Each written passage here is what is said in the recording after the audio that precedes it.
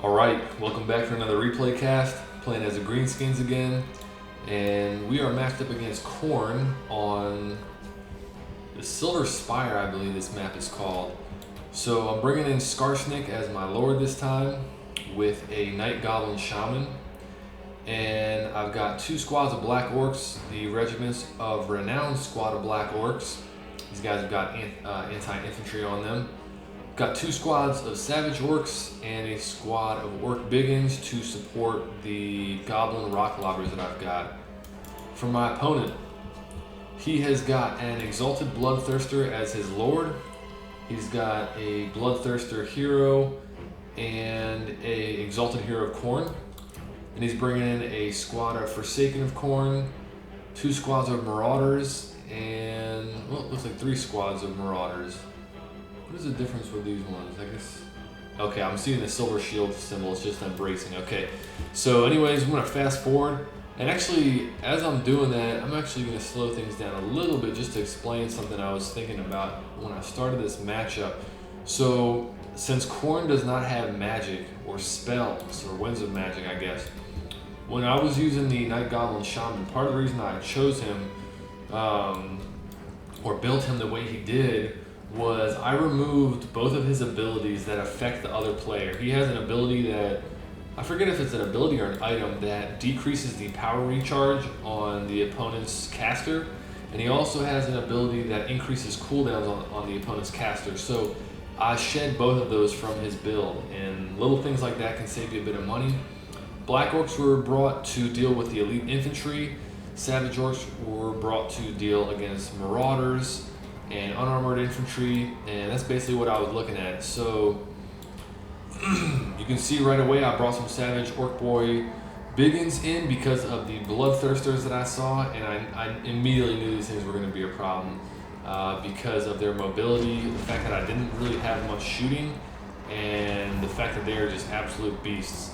So I used Skarsnik's Prodder, which is a high damage explosive, on one of these guys. Might have been better to use it on an infantry squad or something like that, but I knew these guys were going to need to be a priority for me. The Exalted Bloodthirster is going to be charging down on top of my squad of Orc Biggins, but mostly to get to the Goblin Rock Lobber. He's got 90 armor, so it's going to be a little bit difficult for these guys to deal some deal some damage to him. He also looks like he has some kind of explosion ability. Yep, must be Burning Rage that he used. Savage Orc Boars coming over this way to cut off the Flesh Hounds so they don't get a rear charge. In the front lines, we've got Black Orcs matched up against Forsaken. You can see they're doing a number on them. Going to be charging some Savage Orcs. Well, actually, these are the Crimson Killers, the other squad of Black Orcs, and these Marauders. And then my Savage Orcs, I guess, are on the flank here. So one squad over here, and another squad charging over to try to deal with these Flesh Hounds. Probably didn't need to go back there, but I did issue that movement command when they were sneaking around the side. And I've got another squad of Savage Orcs that should be charging into the back of these Marauders. A little bit of missed micro for me. Another squad of Black Orcs matched up against Marauders. So a lot of matchups that are going to be good for me. My opponent does have the Exalted Hero in here on top of the Crimson Killers, so he's got anti-infantry. And these guys, although they have good armor piercing, they don't have anti-large or anything special against him. But you can see these Bloodthirsters are causing a big problem for me. My Rock Lobbers are pushed off of their artillery piece. Skarsnik is actually just completely getting worked, and so is my Night Goblin Shaman. The other Bloodthirster's coming over to help the Exalted one and deal with Skarsnik. Looks like he lifted off. Not sure if he's charging in to deal with my infantry, but we're going to see. You can see I'm floating the other squad of Savage Orc Boars in the area and just trying to see what they do with this. I actually forgot about this part of the map because I was so caught off guard by the double Bloodthirsters that I was just scrambling trying to deal with this. Luckily for me, the infantry fight is going my way. My opponent's got some Chaos Warriors and more Marauders on the way. He's also bringing more Flesh Hounds, and he has got a squad of Flesh Hounds sitting on point 1, just holding that. Savage Orcs going to be charging into the back of these Flesh Hounds, so they should get some good damage off there. And again, Skarsnik, I'm trying to run him over towards these guys, and he's just taking charge damage. I probably should have just set him inside of a squad of these Savage Orc Boars. And so now we're going in here, looking to get a surround on these guys. I brought in Night Goblin Fanatics and Squig Hoppers for some reinforcements. The Night Goblins were mostly to sit in the back and support the Black Orcs, get some poison damage off, or maybe poison imbuement onto the enemy infantry and just debuff them a little bit. So Skarsnik, unfortunately, is just getting completely worked by these guys. The Squig Hoppers coming in to help out with the Savage Savage Orc Boar Biggins is not doing too well. These guys are still so hard for me to pronounce. I've done like 3 of these matches with these units. Cutting off one Bloodthirster over here with another squad of the Boar Boys. And now what I'm trying to do here is be a little bit more intentional about how I'm addressing these guys. So one thing that I noticed I wasn't doing at the beginning of this match is I'm really trying to, when he's seeing that this is a bad matchup, so he's going for charges on Skarsnik and on my other units, and then lifting off. He'll run out of my squad of guys and then lift off. You can see the same things happening over here. He's trying to get out of this squad, and I'm trying to run ahead of him and use the mass of these cavalry to slow him down and not let him lift off and fly away. So basically, I'm trying to drag him down with my heavy cavalry and whatnot. Got Orc Biggins sitting on top of the Goblin Rock Lobber. I was not microing this thing almost at all because I was just desperately trying to take these things down. But as you can see, he's getting away over here. The Exalted Bloodthirster, which is his lord, is not able to escape on this side yet. He does, looks like he used an explosion to try to get out of there and charged into my Night Goblin Shaman, who's not enjoying that. This guy has such low morale. And you can see the attack animation sometimes can be used to break out of situations like that. His dive attack onto the Night Goblin Shaman broke him out of the mass of boars. The infantry battle has completely gone my way. He's got some Flesh Hounds charging in on my Savage Orcs. They're going to be able to deal a good amount of damage versus these guys, especially with their charge bonus and their melee attack. My Savage Orcs do not have armor, and so that's a problem for them. But luckily they're backed up by their Crimson Killers, and these guys should be able to deal with them and hold on to point 2. Unfortunately, because I was not paying attention over here, they sent a squad of Flesh Hounds and used their mobility to take point 3 from me. And this is just one of those things, like when I'm in a situation, this is me as an inexperienced player, and here comes a little bit of a meme. As an inexperienced player, there's a lot of things that I forget. There's the unsummoning, there's making sure that I'm capturing and addressing all the points. There's moving units in front of a big guy that's trying to escape and trying to keep him bogged down, casting Winds of Magic and all these things. So you're gonna see, over time, I'm sure I'll get better at this stuff, but there's gonna be a lot of lapses in micro and things like that. Just part of learning the game. Orc Biggins coming downhill to deal with these Flesh Hounds. I figured at this point the artillery weren't going to be doing too much work. I figured I might as well just abandon them and focus on maintaining the points, the victory points. And so Skarsnik is about to just get mauled here.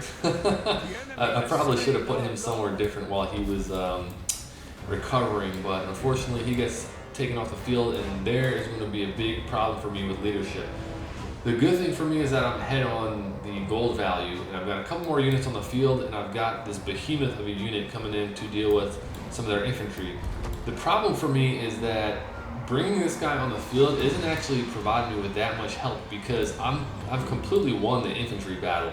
You can see my Black Orcs are still all on the field. One squad's over here. They're pretty whittled down, but they've all won their engagements and done their job of taking over point 2 and just holding on to that. I'm having trouble dealing with these large units. Flesh Hounds running all over the field. Bloodthirsters flying around. They killed my lord. Got another opportunity to catch me off guard over here. Charge into my Orc Biggins. Luckily these guys are anti-large, but again, same problem as earlier when he jumped on top of the Rock Lobbers. These guys are not armor piercing. In fact, let's take a quick look at their weapon strength. Yeah, so not even 33% of their damage is armor piercing. So Bloodthirster coming in to deal with the Orc Biggins and compete for point 3. It is still held by them, but the mass of these guys should take that back over. His Flesh Hounds and his Exalted Hero are taking out my reinforcements that I just brought on. The Squig Hoppers, I believe they just killed the Goblin Rock Lobbers, I forget the name of that unit already, and so they're off the field. They weren't doing too much work anyways because I was barely microing them. So now I'm realizing that I need to get back here. I popped a Wob because I wanted to get some damage off on this guy, And in fact, it looks like the Biggins might have dealt with him. Oh wow, okay, so they took him out, but now he's got another Bloodthirster. He's got 2 squads of Flesh Hounds that are pretty fresh. And looks like my Squig Hoppers were somehow able to take out the Exalted Hero.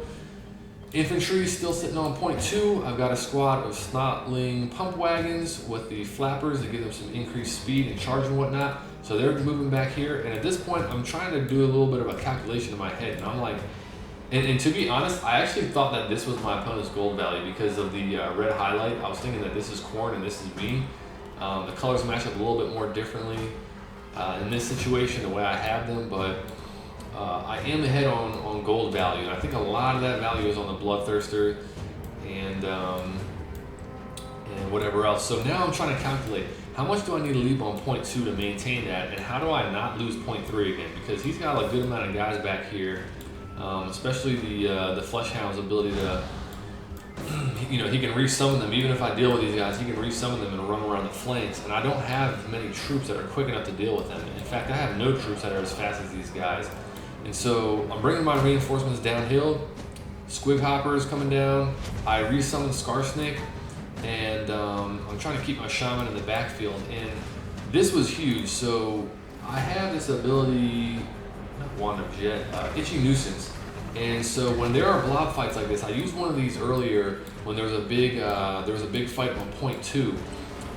Drop that down, and there is a debuff of -24 melee attack and -30% base weapon damage on all enemies within a 35 range. So using that was really helping me in these blob fights, and I think that's part of the reason I was getting ahead on the gold value so much.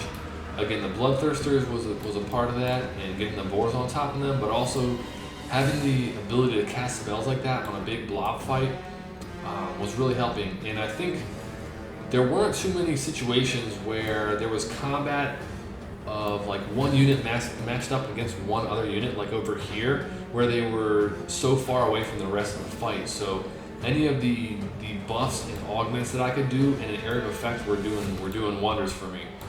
So we're able to hold on to point 3 here. And my opponent doesn't have too much left on the field.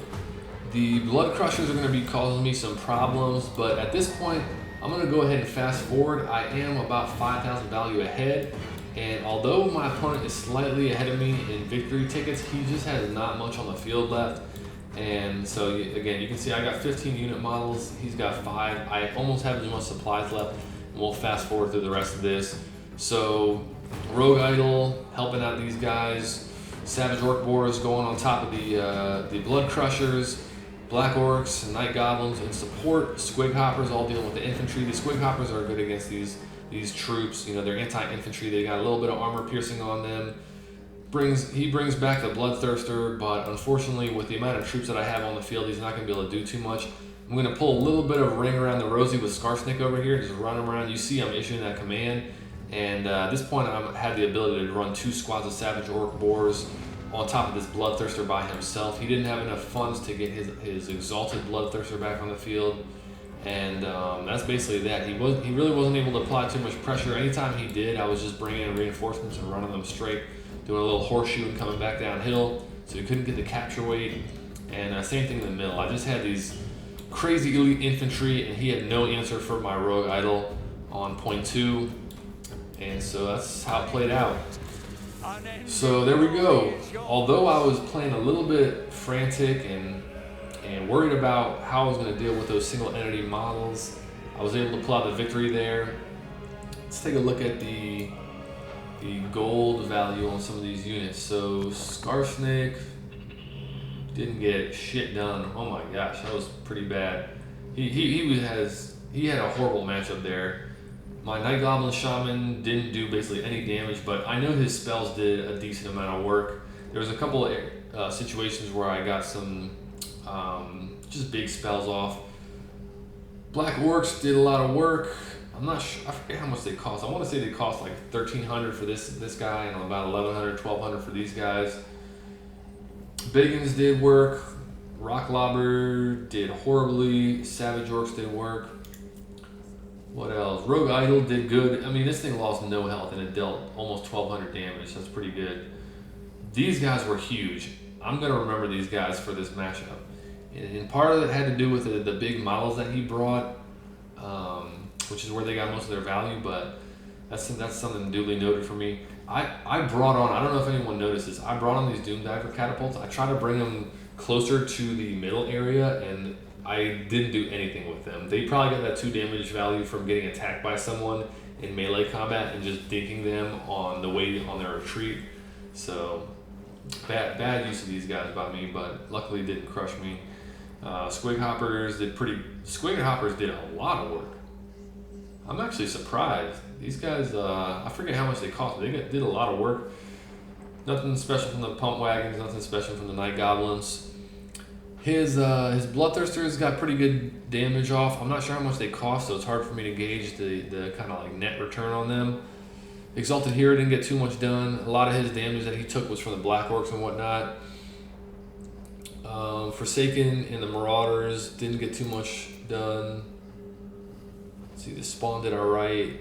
Chaos Warriors didn't do good, and the Flesh Hounds did alright. One squad did a ton of damage, but anyways, thanks for watching, and I will see you on the next one.